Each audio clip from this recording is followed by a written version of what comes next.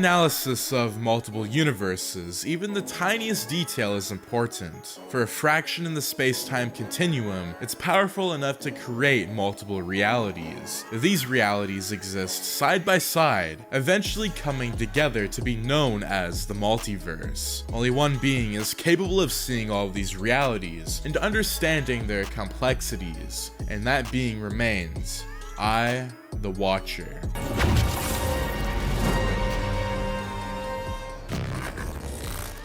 Oh, but anything is possible in a multiverse.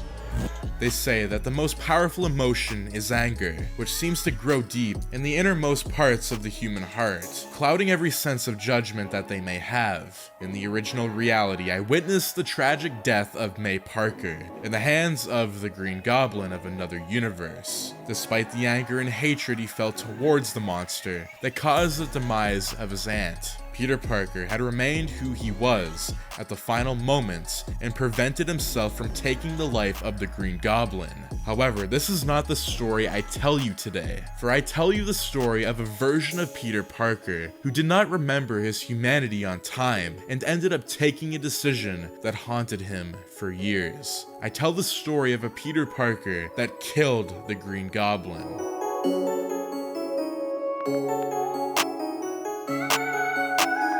As Peter sighted the elderly man in his highly advanced suit, he growled in anger. The memory of his Aunt May's death continued to plague his mind. He could still see flashes of her death. The memory of the glider shattering the glass wall, its sharp edges making contact with her skin. Another flash, and Peter remembered the sight of Aunt May falling on the floor, her body failing.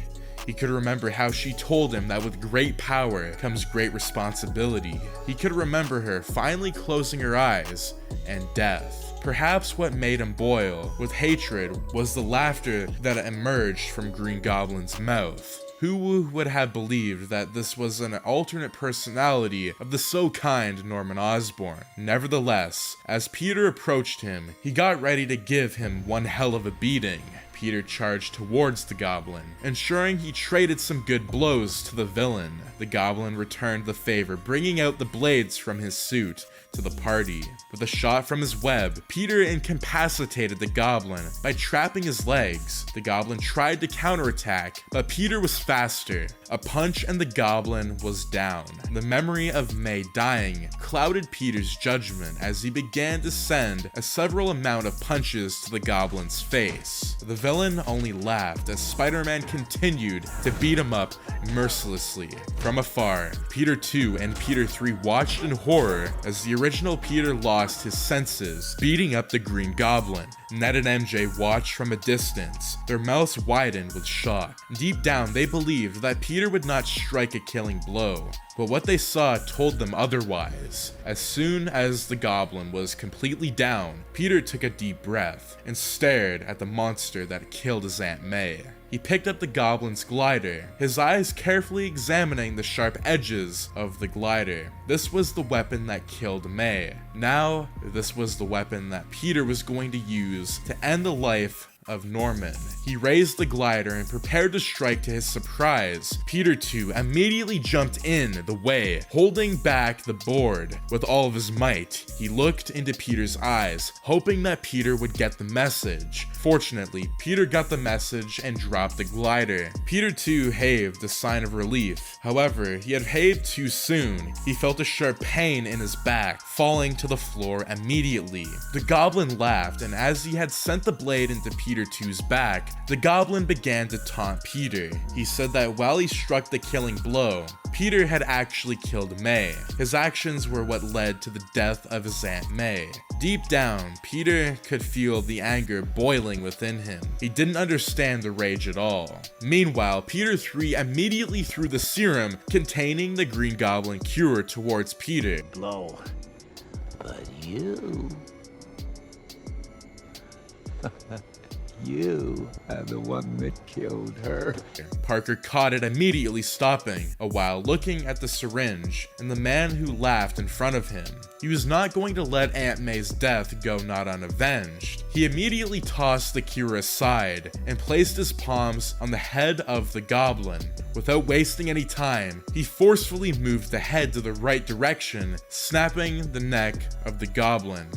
On the floor, Peter 2 gasped from his standpoint. Peter 3 also gasped. Ameneje also gasped as well. Peter had just killed somebody. Of course, for a decision a man takes, he must pay for it. For unwittingly causing the near destruction of the multiverse, Peter Parker had decided that Stephen Strange should erase the memory of him from every mind. Perhaps this was Peter's way of living with the sin that he had committed, and not being blamed for it. Of course, the spell by Strange had ended up resorting the multiverse, sort of. The various variants did not belong in Peter's world, and has been transported back to where they belong. But even after an injury, this is a scar, and the wise one knows to look for these scars before they open to form other wounds. America Chavez runs as fast as she could with Stephen Strange, also known as Defender Strange, holding her hand as they ran. They wondered if they could stop to catch their breath. However, this was not an option. Apparently, if they did not, they would end up dead. They approached the Book of Vishanti, celebrating within their minds briefly as they ribboned the creature stepping in front of them. Defender Strange began to hold back the creature with his magic, creating a force field to hold back the monster. However, his shield was not going to last for very long. Turning to Chavez, he signed and began to use his magic to absorb her energy. With a horrified expression, Chavez asked him what he was doing. Defender Strange replied that whatever he was doing, it was best for all. Chavez had no idea on how to control her abilities. His attempt to take her powers was stopped abruptly as the Rebon creature's arms ran through his chest, incapacitating him instantly. Chavez immediately ran towards the book, hoping she could slide underneath the creature and get the book. However, it caught her before she could attempt such. With a scream, Chavez's eyes turned blue as a star-shaped portal opened behind her, its force drawing her and the monster towards it. Defender Strange closed his eyes and whispered a spell, using his magic to blast the monster away. As he fell through the portal with Chavez, he used his dying breath to cast one final spell, powered by his death itself. Chavez paid her final respects to Defender Strange. As she closed his wide and open eyes, despite his recent actions, she could clearly tell that he was only looking out for her. She stood up and wondered where she would go. From this rooftop, from what she could gather, she landed in Dimension 616 and was going to have to get some help. She continued to walk on the street, her hands in her pocket as she moved. She suddenly noticed two men walking towards her. She quickened her pace, hoping that they weren't after her powers as well. However, one of these men, and she knew that it wasn't the power that they were after. Then what was it? She stopped and immediately faced the men, telling them to stay where they were or she would attack them. The men looked at each other and informed her that she had stepped into their territory, and now they needed all of her cash. Chavez signed, knowing that at least these were regular people. However, she was still in a lot of trouble. She turned, attempting to flee, only for one of the men to pull his gun out and pull the trigger. As the bullet approached Chavez, she closed her eyes in shock, only for a dark figure to emerge out of the shadows and carry her to safety. She opened her eyes to find herself in the figure's arms. He was wearing a dark hoodie, moving ridiculously as traveling around with a web. How was this even possible? Soon enough, they were in another corner and he dropped them on the floor. He attempted to leave, but Chavez quickly stood in his way. She mentioned that he saved her life, and she needed to know who he was. The figure looked squarely at her and tried to evade her. However, one touch from Chavez immediately stopped in his tracks, looking shocked. Then he pulled his hoodie, and he was a teenager with some pretty rough hair and a deep frown. When Chavez asked who he was, he introduced himself as Peter Parker, or as many once knew him, the Spider-Man. Peter felt weird inviting this strange lady over to his apartment. Technically, this was the first time he invited someone over to his house ever since the world forgot about him. He did not bother to making friends and didn't equate with any new people. What was the point when he was different now? Chavez asked him how he knew where she would be, and Peter replied that he found her by chance. As he spoke, Chavez looked at his pink underwear scattered all over the room and chuckled. Embarrassed, Peter quickly rushed and put them aside. He then proceeded to ask her more about her origins. Chavez continued to speak, informing him of her powers to travel the multiverse, although she had difficulty controlling it. Moreover, she noted that her friend, Stephen Strange, had tried to steal her powers, but died before he could do so. As she mentioned Strange, Peter frowned. Chavez immediately noted that Strange of his universe may not have been that evil. Peter noted that his frown didn't have anything to do with Stephen Strange of his world. It had to do with Defender Strange. To Chavez's shock, Peter noted that he saw a vision of Defender Strange dying when he touched Chavez. Chavez wondered what sort of spell Defender Strange would have casted that allowed Peter to experience that vision. She turned to see a picture of Aunt May. She asked Peter who that pretty lady was, and Peter told her that it was his aunt before she passed away. As Chavez apologized, Peter noted that he had already taken care of May's killer.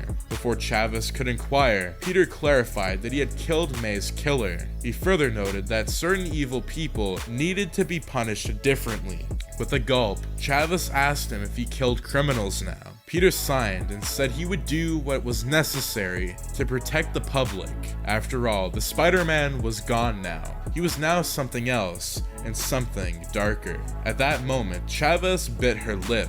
From the look on her face, she clearly felt uncomfortable. She knew the spell Defender Strange had casted. As Chavez stepped into Aunt May's old room, she hoped that for once she would be able to control her abilities. She really needed to do this now, or she would be screwed. Fortunately, some parts of Peter's crazy multiverse story could assist her now. Closing her eyes, she concentrated deeply, and when she opened them, a portal had opened. She smiled as Peter too stepped out of the portal. Peter too looked surprised at where he was. He turned to Chavez, and before he could ask, she noted that Peter was in some deep trouble. Chavez quickly informed him that she had the power to travel the multiverse, which explained how she brought him here. She also explained that she had a partner who was a powerful sorcerer. Before he passed, Defender Strange had told her of some of his most powerful spells. One of them was a cloaking spell, which required much power to maintain. Eventually, his death had powered up the cloaking spell. At least, this explained why no interdimensional beings had come after her. Peter too proceeded to ask how a cloaking spell affected Peter. Chavez noted that it wasn't a cloaking spell used on Peter, it was a transferring spell. Defender Strange had told her of a spell that would transfer his consciousness to another body. However, this body must have been battling with darkness already, and judging by Peter's new killing streak, he was dark enough for Defender Strange to possess and complete his tasks of taking Chavez's powers. When Peter had touched Chavez, the spell had taken effect. When Peter too asked what they would do, she noted that only Peter could break the spell by overcoming the darkness within him. However, he didn't have long. The spell was about to be fully fulfilled and activated 3 hours after Defender Strange found a host, and Peter had only 2 hours to go. Peter stood over the city wearing his black hoodie. He decided to retire for the night, protecting Chavez from anything that would come after her. However, he couldn't stay at home anymore. Something in him was desperate to find someone who needed to be taught a lesson. Flashes of Aunt May's death continued to haunt him. He could remember how he had chose to either save Norman or kill the Goblin. He remembered snapping the Goblin's neck. After all, evil people deserved to die. Anyone who oppressed another person didn't deserve the light of the day. He looked down, and his anger rising as he noticed a young man attacking an elderly lady. The man pointed the gun at the lady and demanded for her cash. Peter thought he could hear Strange's voice telling him to go down there and teach the man a lesson.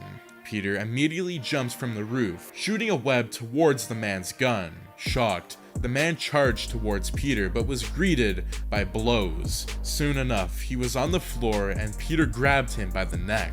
Strange's voice became louder now. He was screaming for Peter to end the man. "Peter, don't," a voice called out, and Peter turned around to see Peter 2 coming forward in his suit, of course. Before Peter could question how he got here, Chavez came into the view. She immediately told him that he was under a spell by a version of Stephen Strange, and if he killed this man, Strange would possess his body permanently. Peter groaned, noting that the urge to kill this man was high. What was the point nevertheless? He had changed and it was better off to do this and end it all. Peter 2 immediately spoke, noting that while Peter had made the mistake by killing the Green Goblin, he made a bigger mistake by letting his guilt determine his every move. He needed to move on from the past and forgive himself truly for killing the Goblin. Peter looked at Peter 2, red in his eyes. He struggled to reconcile. The voices in his head were louder now, and he screamed, his hands on the neck of the man.